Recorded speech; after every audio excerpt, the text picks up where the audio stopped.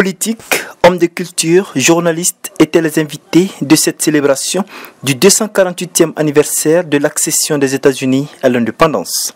Un pays qui fut le deuxième à reconnaître le Mali indépendant et entretient avec lui de solides relations, notamment économiques.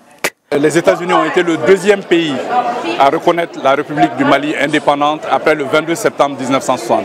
Donc nous sommes des vieux amis et nous avons toujours bénéficié de l'assistance américaine.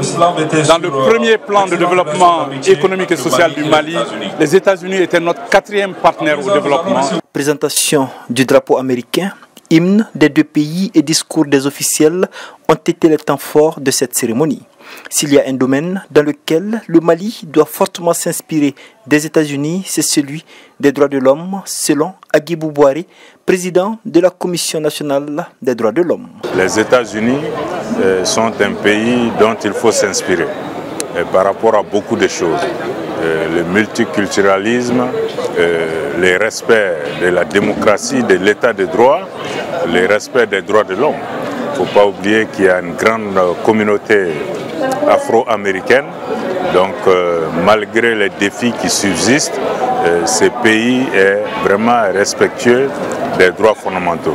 Au-delà du partenariat entre les deux États, Rachna Koronen souhaite que dans un proche futur, les relations entre les peuples et les entreprises prennent une place importante.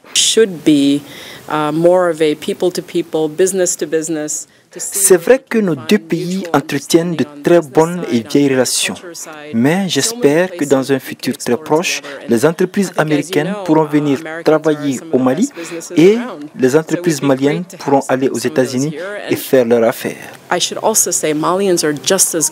S'agissant des élections, si les autorités maliennes ont promis leur organisation quand les conditions seront réunies, les États-Unis se disent prêts à accompagner la bonne organisation de ces élections.